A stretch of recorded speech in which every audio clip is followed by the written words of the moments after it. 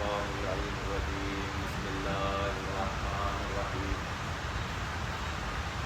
الحمد لله رب العالمين والصلاة والسلام التحية والإكرام على النبي المكي المدني الرحمن العاشر مولانا ومولانا الثقلين جد الحسن والحسين أبي القاسم محمد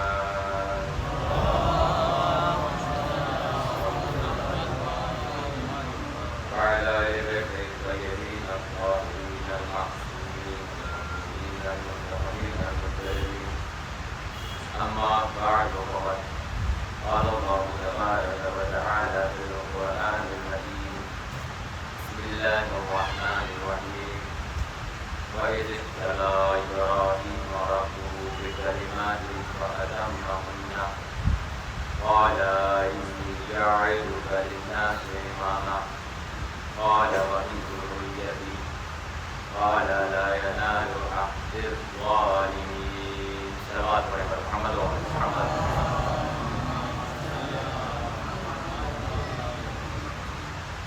معصوم کی حدیث ہے کہ دنیا میں سب سے کنجوس اور سب سے فقیر وہ انسان ہے جو صلوات پڑھنے میں کنجوسی ہے.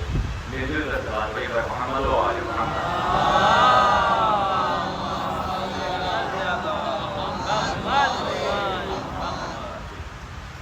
عزیزوں، مسلسل گفتگو کا آغاز امامت کے موضوع ہے. یہ جو صلوات پڑھتے ہیں اس میں خود راز امامت مخفی ہے. امامت کا راز اس میں چھپا ہوا ہے، کیونکہ ہر کس و ناقص پہ صلوات نہیں پڑھی جاتی ہے، بلکہ اس پہ صلوات پڑھی جاتی ہے کہ جس پہ اللہ نے صلوات بھیجی ہے. صرف اللہ نہیں بلکہ اللہ اور اس کے ملائکہ بھی درود بھیجتے ہیں. ایک اور میرے کا صلوات پڑھیے پر محمد و آل محمد.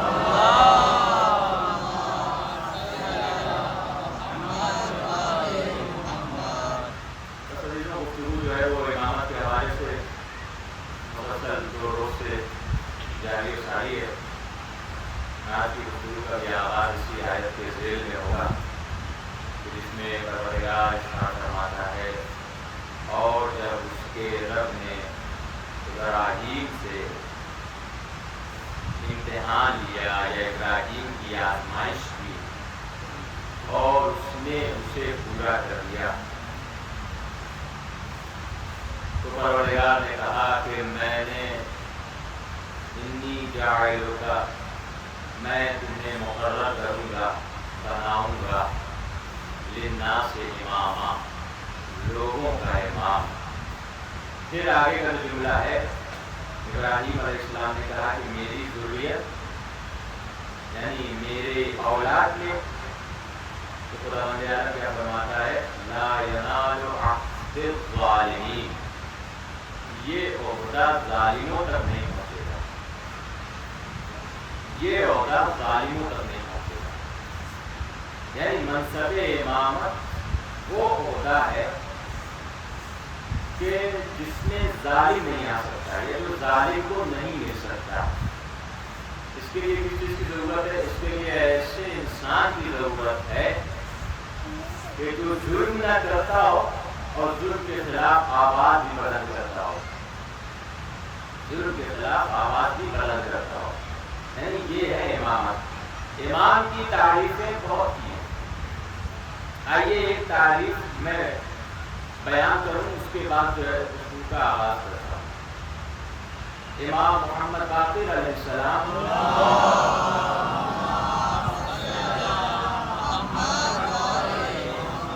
اصول کافی میں جلد 1 میں ارشاد فرماتے ہیں الامام یعرف ما فی قلوب الناس، یعنی امام وہ ہوتا ہے، امام وہ ہے جو لوگوں کے دلوں کے حال کو جانتا ہو. تعریف آپ کے ذہن میں آ گئی. یعنی امام وہ ہے کہ جو لوگوں کے دلوں کے حال کو جانتا ہو. یہ نہیں ہے کہ جو لوگوں کے حال کو جانتا ہو، بلکہ لوگوں کے دلوں کے حال کو. متوجہ رہیے گا، لوگوں کے دلوں کے حال کو جانتا ہو. اب میں ایک مثال دیتا ہوں. تقریباً سارے افراد جو عقل رکھتے ہیں، ذہن رکھتے ہیں، فکر کرنا جانتے ہیں، وہ دوسرے کے حال کو جان جائیں گے. جیسے میں کس حال میں ہوں، میں کس حال میں بیٹھا ہوں، آپ کس حال میں ہیں، کون کس حال میں رہتا ہے، یہ آپ بستی والوں سے پوچھئے، وہ بتا دیں گے فلاں صاحب اس حال میں ہے، یا کہ یہ حالت غربت میں ہے، یا حالت مسافرت میں ہے، یا کسی نہ کسی حال میں ہے. لیکن اب اگر میں آپ سے پوچھوں کہ آپ یہ بتائیے کہ میرے دل کا حال کیا ہے، میرے دل کا حال کیا ہے، تو پھر یہاں پہ جواب نہیں ملے گا. کیوں؟ کیونکہ لوگوں کا حال جاننا اور ہے، لوگوں کے دلوں کے حال کو جاننا اور ہے. لوگوں کا حال جاننا عوام کا کام ہے، لوگوں کے دلوں کا حال جاننا امام کا کام ہے. ایک صلوات پڑھیں بر محمد و آل محمد.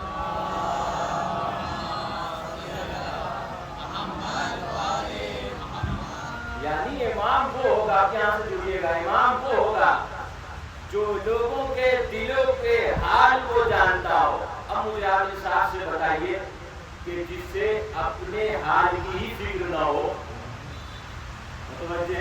جسے اپنے حال کی ہی فکر نہ ہو، وہ دوسروں کے حال کو کیا جانے گا؟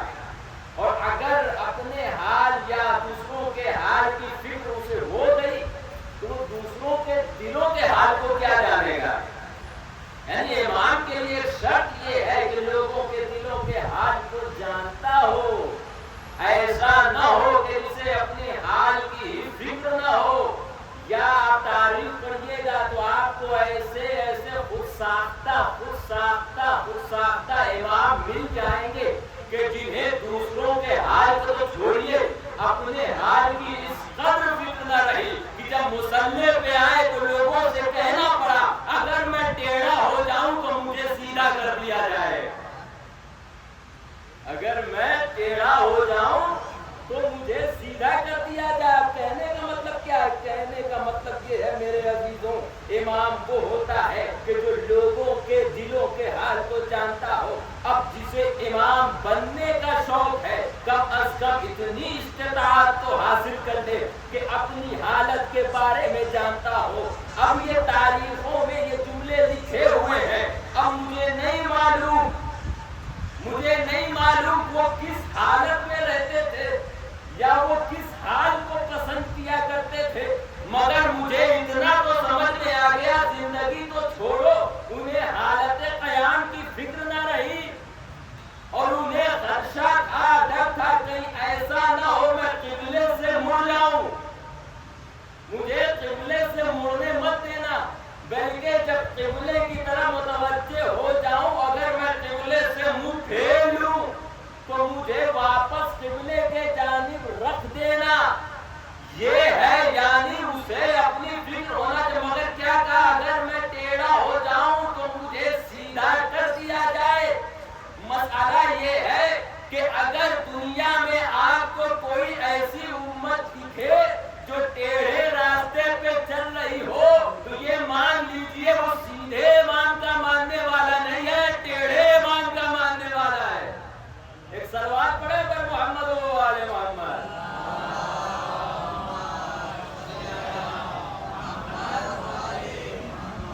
کمال ہے عزیزوں، گفتگو آگے بڑھے گی.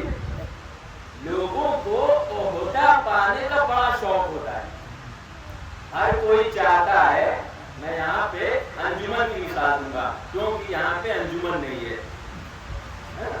اگر میں ایسی جگہ پہ انجمن کی مثال دیتا کہ جہاں پہ انجمنیں ہوتی تو پھر لوگ ایک دوسرے کو کہتے اب اس کے سیکریٹری کی طرح مطلب یہاں جماعت ہے تو میں انجمن کی مثال دوں. انجمن کا سیکریٹری بننا تو ہر ایک کا شوق ہو جاتا ہے، یعنی کہوں کہ انجمن کا صاحب بیان بننا ہر ایک کا شوق ہو جاتا ہے.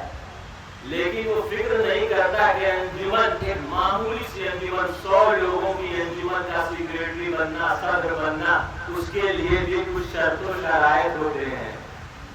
इतना तो उसे आना चाहिए कि प्रोग्राम को कैसे मैनेज करना है, अंजुमन को कैसे मैनेज करना है, अंजुमन को कैसे लेके जाना है। लेकिन जब शौक पाल लिया कि नहीं अब हम अंजुमन के सेक्रेटरी बनेंगे, और फिर जब वो अंजुमन का सेक्रेटरी बन जाए और अंजुमन को अपने हिसाब से चलाए, अंजुमन के हिसाब से ना चलाए, तो लोग उसकी मुखालफत करने लगेंगे। भाई आजादारी की आदाब है ना, अगर आदाबे आजादारी के खिलाफ अंजुमनों को चलाने लगे, या मैं यूं कहूं अगर वो अंजुमन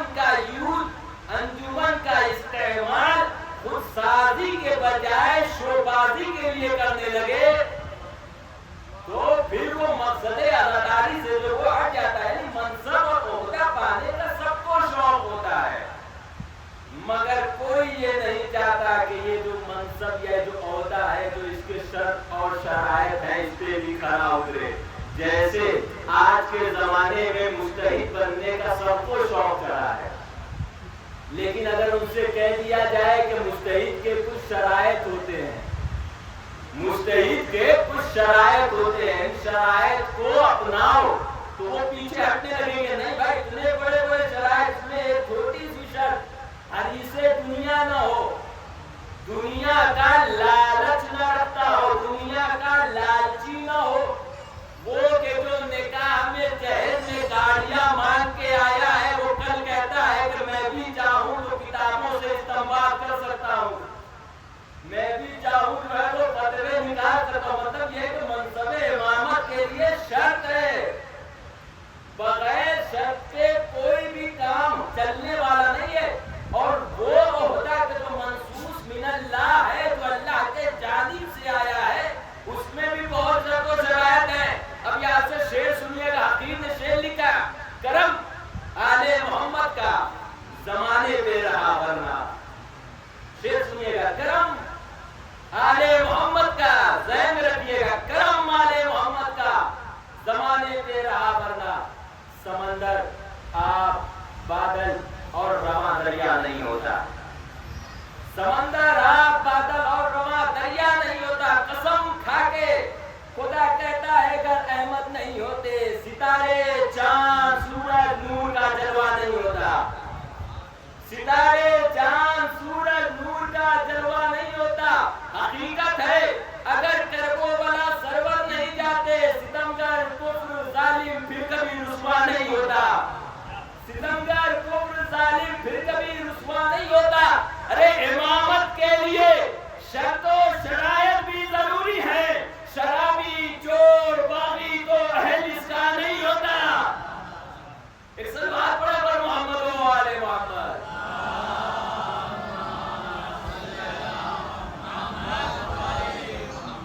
बस मेरे गुफ्तगू बहुत तेजी से आगे बढ़ रही है। इमामत करने के लिए सिर्फ जुब्बा और दस्तार की जरूरत नहीं है, बल्कि साहिब किरदार होना चाहिए, साहिब अखलाक होना चाहिए, साहिब खुश गुफ्तार होना चाहिए, साहिब खुश रफ्तार होना चाहिए। उसके अंदर ऐसी नेकियां भरी हो कि उसे कहने की जरूरत न पड़े कि मैं तुम्हारा इमाम हूं, बल्कि दूसरों को कहना पड़ जाए आप ही हमारे इमाम हैं। ऐसी क्वालिटी, वरना ऐसी तारीखों में 1400 साल पहले जाइए तो बहुत से मसनद पे बैठने वालों ने दावा करना शुरू किया, मैं तुम्हारा इमाम हूँ, मैं तुम्हारा इमाम हूँ। अब मैं एक बात कहूँ कि अगर जमाने में कोई समाज सेवक हो, सोशल वर्कर हो, और वो लोगों की खिदमत करता हो, मैं उस सोशल वर्कर की बात नहीं कर रहा हूँ कि किसी को 10 किलो आटा भी देते हैं तो 10 तस्वीरें खिंचवाते हैं, उनकी बात नहीं हो रही है। बात कुछ अच्छे लोगों की हो रही है जो वाकई चाहते हैं कि लोगों की खिदमत की जाए, है ना, जो चाहते हैं कि लोगों की जरूरत को पूरी की जाए। वो अगर ये कहता फिरे कि मैं समाज सेवक हूँ, जवाब ये लोग कहेंगे ना, कोई प्रूफ तो बताओ, कोई तुम्हारे पास प्रूफ है या नहीं है कि बस ऐसे ही कि समाज सेवक कहते कहते तुम समाज सेवक हो जाओगे। जैसे हलवा कहने से मुंह मीठा नहीं होता है, वैसे खुद को इमाम कहने से कोई इमाम नहीं होता है। एक सलवात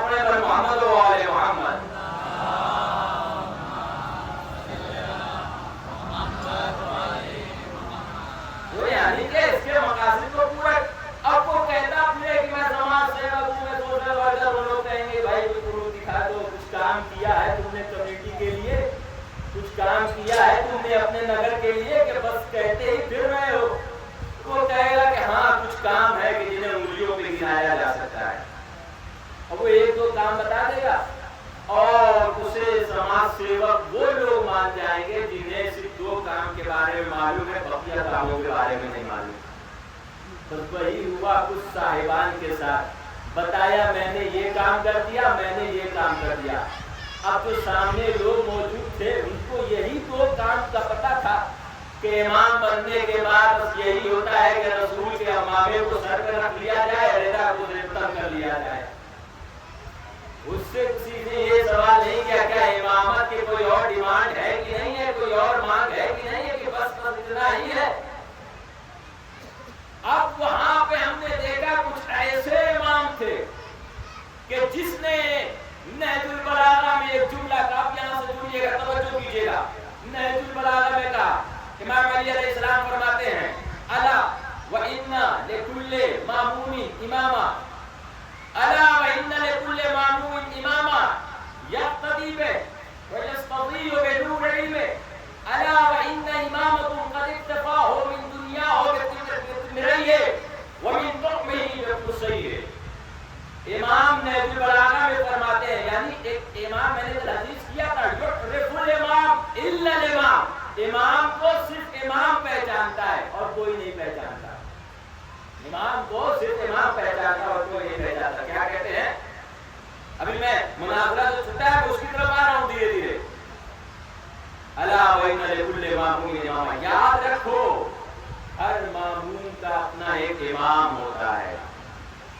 या तदीबे, जिसकी लोग इक्तिदा करते हैं, व यस्तदीउ बिनूर इल्मे, और जिसके नूर इल्म से लोग तस्बीह फैज़ करते हैं।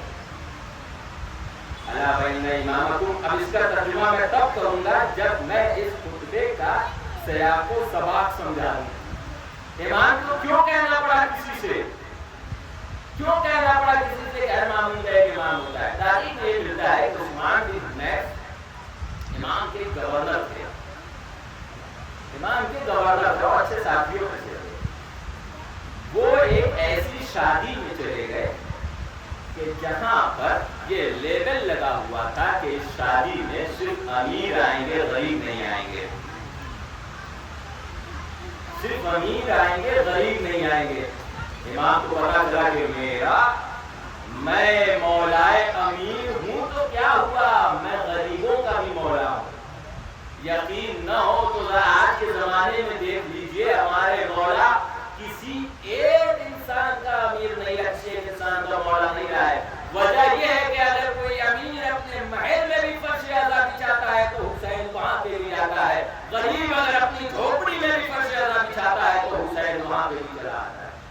क्योंकि हुसैन जो है वो सबके इमाम है, अली जो है वो सबके इमाम है। तो कहते हैं तुम ऐसी शादी में जाते हो, जुमला सुनिएगा, तुम ऐसी शादी में जाते हो कि जहाँ से अमीरों को इनवाइट किया गया था, गरीबों को झुकाया गया था, वो सर झुका के बैठ जाता है। हाँ मौला, हाँ मौला, ऐसा ही हुआ था। इमाम ने कहा ऐसा है कि तुम मस्जिद में मिलना, ऐसा है कि तुम मस्जिद में मिलना। ठीक है, मस्जिद में आए और खुतबा देना शुरू किया। अब मैं आपसे पूछूंगा, हमने सुना है ना तारीखों में मासूमी क्या फरमाते हैं, किसी की इस्लाह करना है तो खामोशी से कर दो, छुप के कर दो, उसे कोने में लेके जाओ, उसे समझा दो भाई तुमने गलती की है, अपनी इस्लाह कर लो। मैं कहूँगा मौला उस्मान बिन हुनैफ ने गलती तो कर दी है, लेकिन इस्लाह जो है वो तो यहीं पे कर दीजिए, दूसरा नहीं सुन पाएगा। जब नहीं मौला, आवाज नहीं, याद रखो जब फसाद खुल के होने लगे तो इस्लाह भी खुल के होनी चाहिए। एक सलवात पढ़े हमारे मोहम्मद वाले मोहम्मद।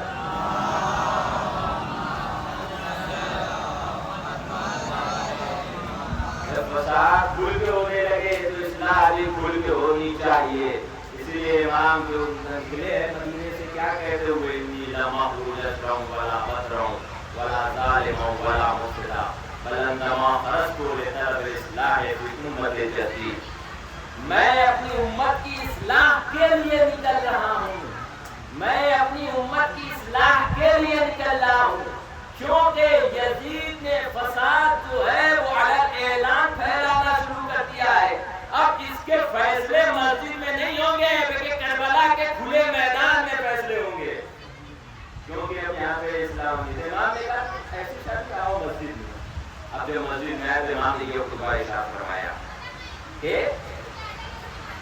ہر معمول کا اپنا ایک امام ہوتا ہے، یقتدی پہ جس کی لوگ پیروی کرتے ہیں، وَيَسْتَغْذِيُّ بِنُورِ عِلْمِ جس کے نور علم سے قصد فیض کرتے ہیں.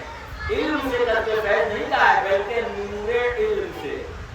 مطلب یہ ہے کہ ہر علم سے قصد فیض نہیں کیا جا سکتا ہے، وہ علم جس سے نور خدا ظاہر ہو اس سے قصد فیض کیا جاتا ہے. جو کر رہے جس کے نور علم سے قصد فیض کیا جائے. اب امام نے کہا وَإِنَّ إِمَامَكُمْ قَدْ اِكْتَفَى مِنْ دُنْيَاهُ ترتیب ہو رہی ہے. کیا تمہیں نہیں معلوم کہ تمہارا امام یہ علی ہے، تمہارا امام یہ علی ہے جس نے اس دنیا سے پہننے کے لیے 2 کپڑے لیے اور کھانے کے لیے صرف 2 روٹیاں لی. توجہ کیجیے گا، امام ہے.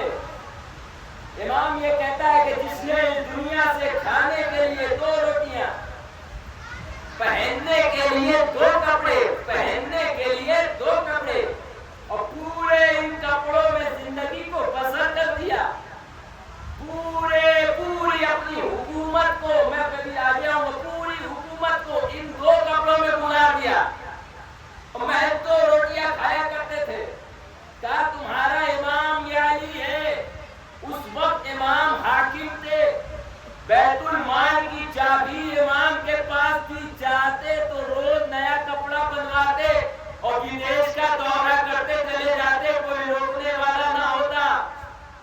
روز نئے کپڑے پہنتے، کوئی روکنے والا نہ ہوتا.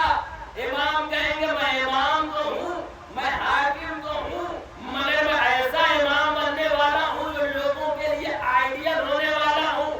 2 کپڑوں میں زندگی اور یہ حکومت کی زندگی گزارنے کا مقصد یہ ہے کہ لوگوں کو پتا چلے کہ کپڑے بدل بدل کر حکومت کرنا ایماندار حکومت کی پہچان نہیں ہے. کپڑے نہ بدلتے ہوئے لوگوں کے کرداروں کو، لوگوں کی تقدیروں کو، لوگوں کے رفتاروں کو بدل دینا یہ علی جیسے حاکم کی پہچان ہے. ایک صلوات پڑھیں اگر محمد و آل محمد.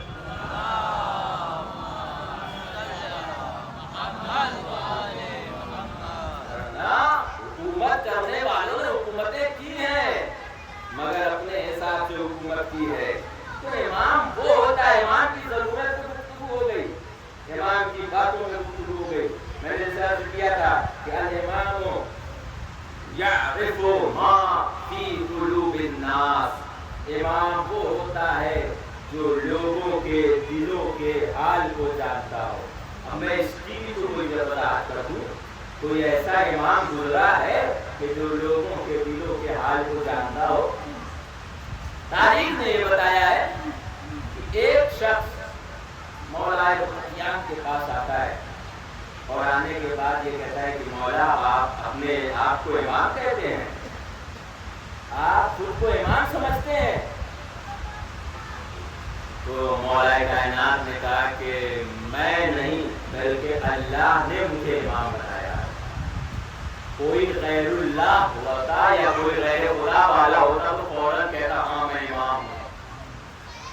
لیکن امام اس کے ذہن سے یہ بات نکالیں کہ کل کو اپنے ذہن میں یہ شک نہ لے آنا کہ امام بس امام ہوتا ہے. نہیں، علی بتانا یہ چاہتے ہیں کہ امام کو اللہ بنا کے بھیجتا ہے.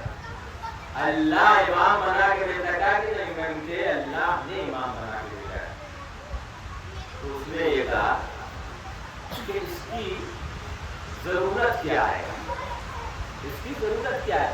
اس سے پہلے اس نے یہ سوال کیا یہ کیسے کہ امام کو جو ہے وہ اللہ بناتا ہے. کیا تم نبوت کو مانتا ہے یا نہیں؟ کہا ہاں. بتاؤ نبی کو کس نے بنا کے بھیجا؟ کہا اللہ نے. کہا امامت نبوت کی یہی کڑی کا نام ہے. وہ ذہن میں رکھیے گا کہ الامام یعرف ما فی قلوب الناس. امام جانتا ہے کہ لوگوں کے دلوں میں کیا چل رہا ہے. تم 4 دیواریوں میں بیٹھ کے سرگوشیاں تو کر سکتے ہو مگر گوشے امامت پہ پہرا نہیں بیٹھا سکتے. وہ سب جانتا ہے، وہ سب سنتا ہے.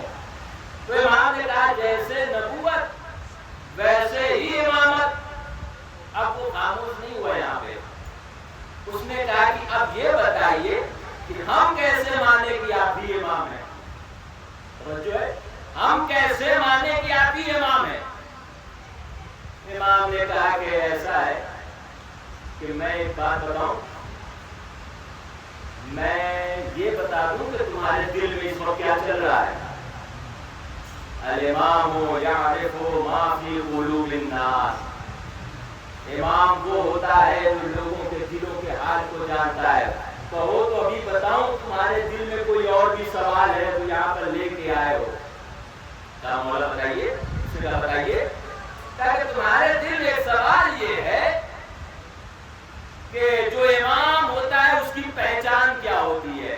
اس نے کہا ہاں میرا سوال تو یہی تھا، میرا سوال تو یہی تھا۔ پھر امام نے پتا کیا کہا؟ امام نے کہا کہ آپ بتاؤ ادھر، میں بتاؤں کہ تمہارے دلوں کا حال کیسا ہے؟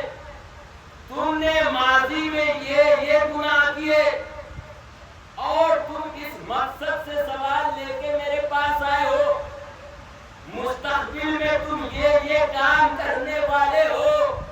مطلب کیا ہے؟ مطلب یہ ہے کہ امام وہ نہیں ہے جو فقط لوگوں کے جسموں پہ حکمرانی کرے، امام وہ ہے جو لوگوں کے دلوں پہ حکمرانی کرے۔ ایک سلوات پڑھے بڑھ محمد والے محمد۔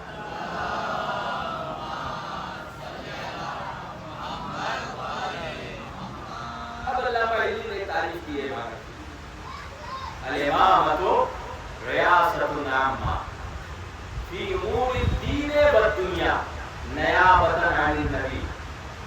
امام ایک ریاست عامہ ہوتی ہے دین اور دنیا کے معاملات میں۔ کس کی نیابت میں؟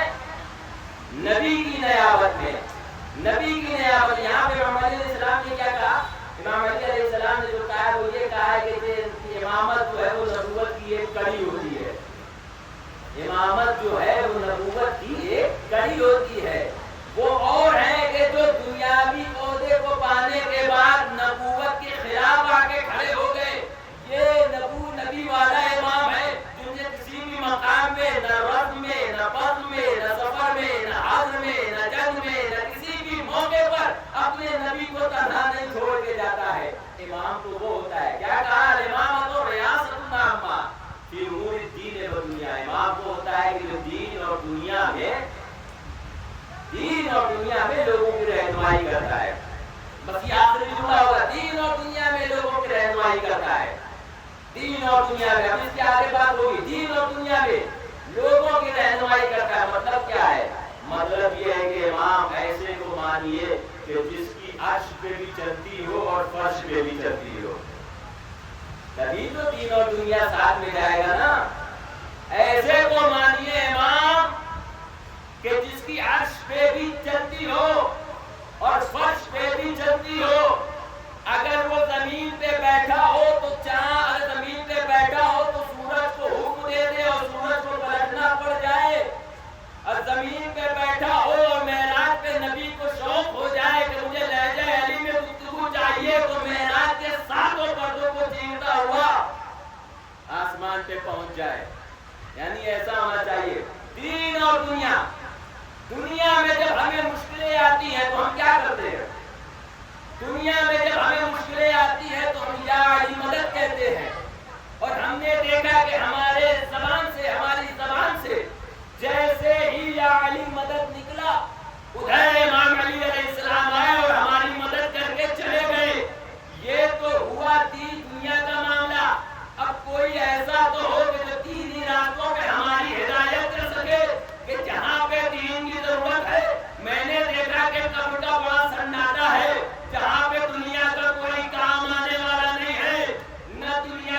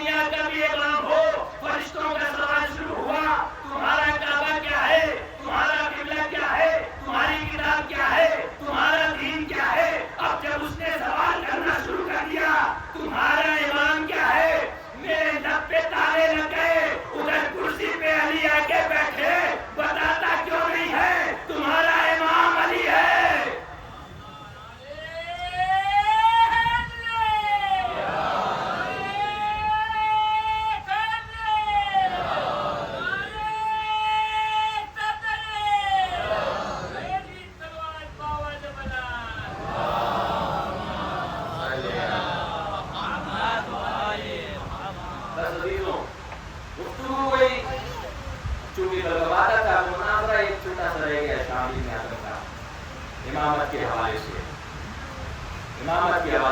मंसूर दवानी का दरबार सजा हुआ।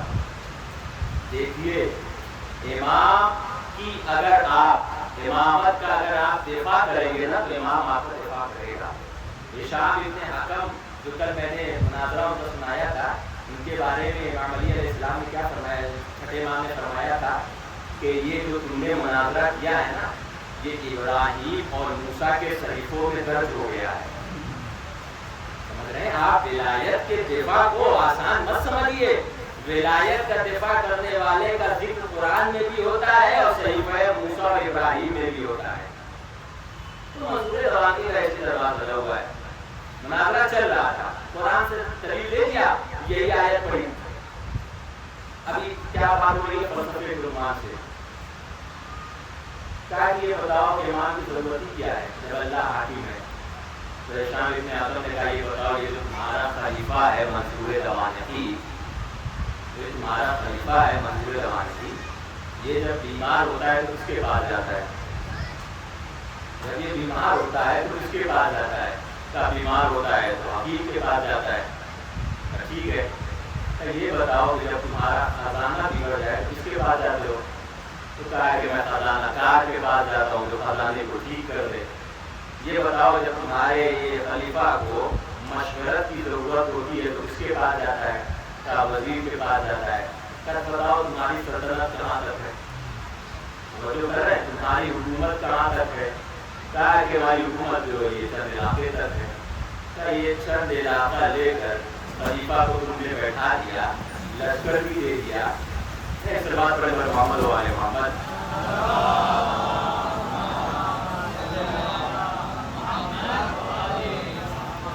तुमने खिलाफत दे दी, हाकिम बना दिया, वजीर को भी रख दिया। उसने ये बताओ ये सब के हाकिम के होते हुए ये खजानाकार, ये तबीब, ये वजीर की जरूरत ही क्यों पड़ी? कहा कि ऐसा है ना साहब, जब किसी निजाम को अच्छे से चलाना हो ना तो मुंतजिम की जरूरत पड़ती है। किसी मुंतजिम की जरूरत पड़ती है जो निजाम को ठीक कर सके। उन्होंने कहा कि आप ये बताओ कि अल्लाह ने इतनी बड़ी कायनात बना दी है, इसमें सूरज को भी निकालना है, चांद को भी निकालना है, सियाह और शब रात में भी तब्दील करना है, लोगों की हिदायत भी करना है। तुम ये मानते हो कि एक मामूली सा खलीफा अपने निजाम को चलाने के लिए इतने मशवरे को रख सकता है, इतने मुशाविरों को रख सकता है? वो इमाम के जिसकी हुकूमत इस पूरी कायनात पे है, वो इमाम के जिसकी हुकूमत से तुम्हारा खलीफा भी बाहर नहीं जा सकता, उसको किसी इमाम की जरूरत नहीं होगी। फिर उसके जुमला का अब ये बताओ कुरान में कहाँ इसका जिक्र है? ठीक है, ये तो फलसफे कुरान से बात समझ में आ गई कि हर एक चीज के लिए पेशवा और रहबर का होना जरूरी होता है। फिर इमाम ने यही आयत पढ़ी, मस्जिद तला इब्राहीम रब्बहु बिकलिमातिन फअतम्महुन्ना क़ाला इन्नी जाइलुका लिन्नासि इमामा, मैंने तुम्हें लोगों का इमाम बना दिया। हिशाम इब्न हकम ने कहा ये बताओ इब्राहीम अलैहिस्सलाम उस वक्त क्या क्या होता था उनके पास? कहा इब्राहीम नबी भी थे और अल्लाह के खलील भी थे। हिशाम इब्न हकम ने मुस्कुरा कर जवाब दिया, ये बताओ जब नबी के होते हुए इमामत की जरूरत थी तो नबी के बाद इमामत की जरूरत बदलते वाला होगी। एक सलवात पढ़े पर मोहम्मद वाले मोहम्मद।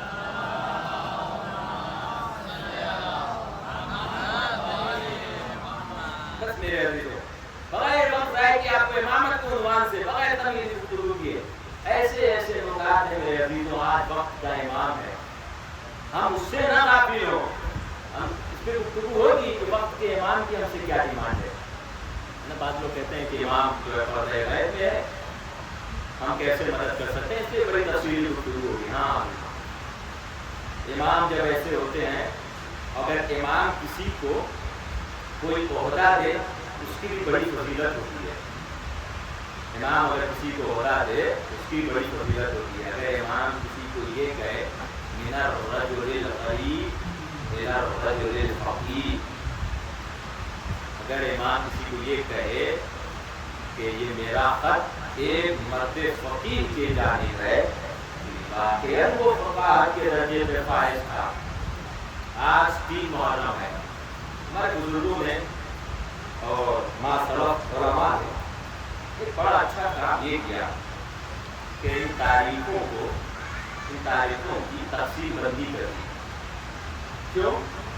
کیونکہ ہمارے بزرگ حضرات یہ چاہتے تھے اور علماء ماں سلف یہ چاہتے تھے کہ کربلا میں ادا کرنے والا ایک کردار بھی چھپا نہ رہے زمانے سے. آج کی جو تاریخ ہے اس کو اصحاب امام حسین سے منسوب کیا گیا ہے. اصحاب امام حسین علیہ السلام زیادہ تر جو صاحبات بھی پڑھے جاتے ہیں وہ یا تو ابھی ابن مظاہر کے یا کسی اور صاحب کے، اور بالخصوص جو ہے ابن قین بجلی کے. ابھی ابن مظاہر کے بہت آپ نے مسائل سنے ہوں گے. آئیے میں آپ کو ایک ایسے کارواں سے ملاتا ہوں کہ جو کارواں بہت جلد کسی ایسے سے منسلک ہونے والا ہے کہ جو ابھی کسی اور کے خیمے میں ہے، خیمے ولایت علی میں نہیں ہے. بتایا جاتا ہے کہ ابن قین جو ہے وہ دوسرے مسلک کے تھے اس زمانے کو. تاریخ امام حسین علیہ السلام کا یہ کارواں پڑ رہا تھا. جو ہے ابن قین بجلی نے اپنے خیمے کو یہ سوچ کے اور ایسی جگہ لگایا تھا کہ یہاں سے حسین کا قافلہ نہ جائے، یعنی ہم ان کے قافلے سے اور ان کے لشکر سے دور ہی دور رہیں. تاریخ نے لکھا ہے کہ زہیر بن قین کو پتہ یہ چلا کہ قریب میں امام حسین علیہ السلام کا خیمہ لگا ہوا ہے. میں ایک جملہ کہوں، اگر ایک عام انسان اپنے امام سے بھاگنا چاہتی ہے اور امام اس کی اصلاح کرنا چاہتے ہیں تو امام خود آتے ہیں اس کی اصلاح کرنے کے لیے. سمجھ جائیے امام کتنا مہربان ہوتا ہے. تاریخ میں لکھا ہے کہ وہ مہمان ہو گیا. قاصد کو امام حسین علیہ السلام نے اپنا قاصد کو زہیر بن قین کے پاس بھیجا. تاریخ میں لکھا ہے کہ وہ قاصد آتا ہے اور خیمے کے پاس آ کے آواز دیتا ہے کہ میں حسین کا قاصد ہوں. تاریخ نے لکھا کہ جیسے ہی زہیر بن قین نے حسین کا نام سنا فوراً اپنی جگہ سے اٹھ گئے اور میرے خیمہ پہ چلے آئے. پردے کو اٹھایا، کہا کیا کہا تم نے؟ کہا میں حسین کا قاصد ہوں، میں حسین کا قاصد ہوں. کہا حسین مجھ سے کیا چاہتے ہیں؟ کہ حسین نے خط بھیجا ہے. تاریخ میں لکھا ہے کہ زہیر بن قین نے اس خط کو لیا اور اپنی آنکھوں سے بوسہ دیا، اپنے لب سے بوسہ دیا. بوسہ دینے کے بعد اسے چوما، بڑے احترام سے اس سے بات کیا اور پڑھنے لگے. اس کو بند کر دیا، واپس گھر میں چلے آئے. قاصد کو بھیج دیا، قاصد جاؤ میرا جواب آ جائے گا. تاریخ نے لکھا ہے کہ زہیر بن قین جیسے ہی آئے تو ان کی جو زوجہ تھی پوچھا جو ہے کیا ہوا، تم بڑے خاموش ہو؟ زہیر بن قین نے کہا ہوا وہی کہ جس کا ڈر تھا، ہوا وہی کہ جس کا ڈر تھا. کیا ہوا؟ میرے حسین آقا نے بلایا ہے. زوجہ نے کہا جو ہے تم سوچ رہے ہو، تم مہلت لے رہے ہو، جاتے کیوں نہیں؟ کہا تمہیں نہیں معلوم یہ قافلہ موت کے جانب رواں دوا ہے. تو تاریخ میں ملتا ہے کہ زوجہ نے کہا زہیر ایسا کرو، یہ میری چادر جو ہے نا تم اوڑھ کے بیٹھ جاؤ، میں جاؤں گی اپنے حسین کی مدد کرنے کے لیے، اپنے حسین کی نصرت کرنے کے لیے. میں مسائل کو بہت مختصر کرتا ہوں. تاریخ نے کہا زہیر بن قین نے کہا کہ نہیں، مجھے جا کر بات کرنی چاہیے. تاریخ نے لکھا کہ امام حسین علیہ السلام کے پاس زہیر بن قین آئے. نہ جانے تنہائی میں حسین اور زہیر میں کیا گفتگو ہوئی کہ زہیر واپس خیمے میں آتے اور آنے کے بعد کہتے ہیں میری زوجہ تلوار ذرا لے کر تو آؤ، تلوار لے کر آؤ. کہا کہ ارے ابھی تو تم حسین کی نصرت کرنے کو تیار نہ تھے. کہا اگر میں حسین سے میری ملاقات ہوئی، حسین نے مجھے واقعہ یاد دلا دیا کہ اس کے بعد مجھے یہاں رہنے کی گنجائش نہیں. کا واقعہ کون سا ہے؟ تو واقعہ یہ ہے کہ ہم ایک جنگ میں ساتھ میں تھے، معصوم بھی ہمارے ساتھ میں تھے، ہم سب کو مال غنیمت تقسیم ہو رہا تھا تو مجھے بھی مال غنیمت تقسیم کیا گیا. تو پوچھنے والے نے پوچھا کہ تمہیں مال غنیمت ملا کہ نہیں ملا؟ زہیر بن قین نے کہا ہاں مجھے مال غنیمت مل گیا. مسائل دیکھتی ہے کہ اس نے یہ چولہا کہا کہ زہیر تمہیں اسی مقام پہ ایک بڑی خوشی نصیب ہونے والی ہے. زوجہ جانتے ہو وہ زمین کون سی تھی؟ یہ زمین کربلا کی زمین تھی. یہ زمین کربلا کی زمین تھی. اب زوجہ نے کہا کہ ایسا ہے زہیر کہ میں بھی جاؤں گی حسین کی نصرت کرنے کے لیے. زہیر نے کہا کہ تم اس قوم کو نہیں جانتے ہو, یہ مجھے بھی مار دیں گے. تو ہماری زوجہ ارے ہماری بہنوں کو ایسے نہیں چھوڑتے, انہیں اسیر کر دیتے ہیں. ایسا ہے کہ میں تمہیں طلاق دیتا ہوں, وہاں سے تم جاؤ, غلام کے ساتھ مدینے میں چلے جانا. میں کہوں گا زہیر آپ حق بجانی میں, مگر زوجہ کے جواب کو سن لیجئے. زوجہ نے کہا ارے میں تمہاری زوجہ ہوں, ارے وہاں پہ حسین کی بہن زینب بھی تو ہے. حسین کی بہن زینب بھی تو ہے. زہیر ابن قین نے کہا وہ زوجہ خاموش ہو جاؤ, اپنے کا تقابل تم حسین کی بہن زینب سے کر رہے ہو. تاریخ نہیں لکھا ہے, نہ لکھا, مگر مجھے اتنا معلوم ہے کہ زہیر ابن قین یہ جان رہے ہوں گے یہ تو نبی دادی ہے نا, انہیں کون اسیر کرے گا, انہیں کون قید کروانا. تو زہیر ابن قین شہید ہو گئے. 12 محرم کی تاریخ آ گئی. اب جب یہ 12 محرم کی تاریخ آئی ہے نا, روایت میں لکھا ہے کہ زہیر ابن قین کی زوجہ گھر میں بیٹھی ہوئی تھی. جیسے ایک آواز سنی کہ یزید کے خلاف کچھ گروہ نے قیام کیا تھا, اسے مار دیا گیا, اسے شرمِ قتل کر دیا گیا. زوجہ زہیر باہر آئی اور آنے کے بعد کیا دیکھتی ہے کہ نوکے نیزہ پہ زہیر کا سر رکھا ہوا ہے. نوکے نیزہ پہ زہیر کا سر رکھا ہوا ہے. اب جیسے ہی زوجہ نے دیکھا کہ میرے شوہر زہیر کا جو سر ہے وہ نوکے نیزہ پہ رکھ دیا گیا ہے, وہ سمجھ گئی کہ اس کے جو لاش ہے اسے کربلا میں چھوڑ دیا گیا. اس کی نشانی ہوا کرتی کہ اگر کسی کا سر نوکے نیزہ پہ رکھا جاتا ہے نا, اس کا مطلب یہ ہے کہ اس کا لاش جو ہے اس کی لاش کو کفن نہیں ملا ہے. زہیر ابن قین کی جو زوجہ تھی وہ اپنے گھر پہ جاتی ہیں اور جانے کے بعد ایک سفید کپڑا اپنے ہاتھ میں لے کر آتی ہے. غلام کو قریب بلاتی ہے, بلانے کے بعد کہتی یہ کفن لے کے جاؤ, زہیر ابن قین کو کفن دے دینا. اگر تاریخ میں لکھا ہے کہ زہیر ابن قین نے وہ کفن غلام کو دیا کہ جاؤ میرے شوہر زہیر کو یہ کفن دے دینا. تاریخ میں لکھا ہے کہ وہ جاتا ہے. جانے کے بعد جب وقت ہوا آمد کا, جب آنے کا وقت ہوا تو زہیر ابن قین کی جو زوجہ تھی وہ دروازے کے پیچھے کھڑی ہوئی تھی, وہ پردے کے پیچھے کھڑی ہوئی تھی. میں انتظار کر رہی ہوں, ہو سکتا ہے کہ میرے والیوں والد کو کسی نے جو وہ کفن دے دیا ہو, کسی نے دفن کر دیا ہو. اللہ تاریخ میں یہ ملتا ہے کہ جب وہ غلام واپس آیا نا, تو آنے کے بعد اس نے دروازے پہ اس نے دفن کیا. اس زوجہ زہیر کی زوجہ تھی وہ باہر آئی اور آنے کے بعد کہتی ہے غلام یہ تمہارے چہرے کو کیا ہو گیا ہے, یہ تمہارے چہرے کو کیا ہو گیا ہے, اٹھاتے کیوں نہیں, آنکھیں کیوں نہیں ملاتے, مجھ سے گفتگو کیوں نہیں کرتے. میں قیامت کے دن میں یاد رہا ہوں, آپ دیکھیے گا جب غلام زادی, جب کنیزوں کی مصیبت اتنی ہے تو شہزادی زینب کی مصیبت کتنی عظیم ہوگی.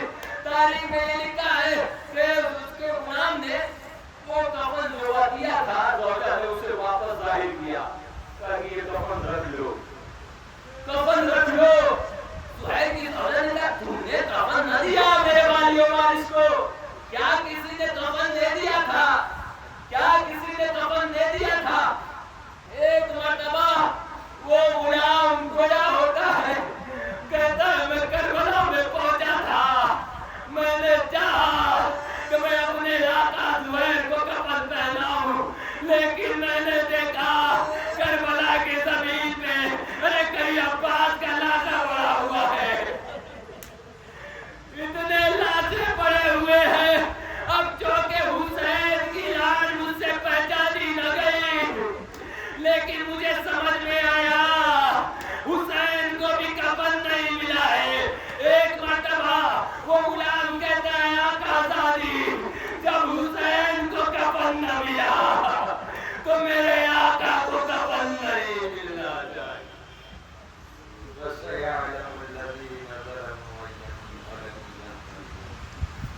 ربنا تقبل منا انك انت السميع العليم. پروردگار تجھے محمد والے محمد کے واسطہ ہماری قلیل عبادت قبول فرما.